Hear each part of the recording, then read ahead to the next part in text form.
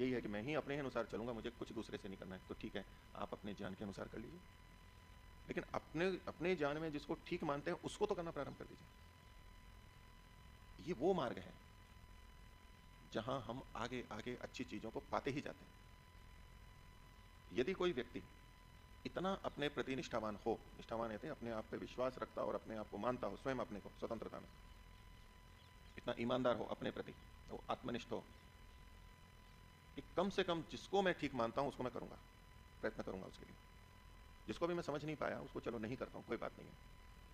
अगर इतना भी कोई व्यक्ति चलेगा ना, तो ईश्वर और ईश्वर की शक्तियां, ईश्वर की व्यवस्थाएं उसको सहयोग करने लग जाएंगी, कभी नहीं रोकेंगी। ये नहीं होगा कि इसके 50 इसमें बुराइयां हैं और वो एक अच्छाई को अपनाता है, तो ईश्वरीय शक्तियां, ईश्वर की सहयोग ऐसे नहीं होते कि इसके 50 दोष हैं और एक इसमें गुण है, तो 50 दोषों के कारण इसको हम सहयोग नहीं देंगे। एक भी अच्छा काम कोई प्रारंभ करेगा उससे संबंधित सहयोग मिलेगा, वो उन्नति करेगा, उसमें सात्विकता आएगी, और उसके परिणाम स्वरूप आज एक अच्छे काम को करने के लिए उसमें भावना बनी है, निश्चय संकल्प हुआ है, प्रयत्न करना प्रारंभ कर दिया है, दूसरे आगे और अच्छी अच्छी भावनाएं उसमें उभरती जाएंगी, ये भी कर दूं, वो भी कर दूं, ये भी कर दूं।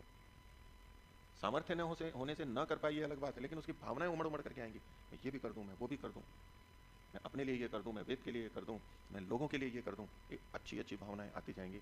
और उसको अपने जीवन में अच्छा करने के लिए सूची कभी भी समाप्त नहीं होगी, सदा उसको कुछ ना कुछ मिलेगा, नहीं इतना किया अभी ये भी और करना है, जिसको कि मैं स्वीकार कर चुका हूं। ये रास्ता है। इसको आप दूसरे संदर्भ में योग की दृष्टि से देख सकते हैं। और ईश्वर ने वेद का ज्ञान सृष्टि के प्रारंभ में दिया 4 ऋषियों को, लेकिन अभी भी वो हमारे अंतःकरणों में, हमारी आत्माओं में है। और जो जो जितना जितना अच्छा चलता है उसके मन में उस तरह की प्रेरणा, उस तरह के संस्कार को जगाना, वो अंतर्यामी है, उसका सहयोग हर आत्मा के साथ में है, हर उस आत्मा के साथ में है जो उस ओर प्रयत्नशील है। क्यों महर्षि ने ये बात लिख दी कि जब हम अच्छे कार्य करते हैं तो ये आनंद, उत्साह, प्रीति, ये सब जो चीजें, ये भावना, ये तो बहुत सहयोग है चीजें, ये आंतरिक सहयोग होता है। बाहर के साधन होते हुए भी आंतरिक उत्साह, प्रसन्नता नहीं है तो व्यक्ति कुछ नहीं कर सकता। और बाहर के साधन कम है और अंदर ये साधन है उसके पास, प्रगति करेगा तो बहुत बड़ा सहयोग है। और ज्ञान परमात्मा की व्यवस्था से हमें को प्राप्त होगा, अवश्य होगा। पुस्तकें ना भी पढ़ी हो तो भी अंदर से हो सकता है।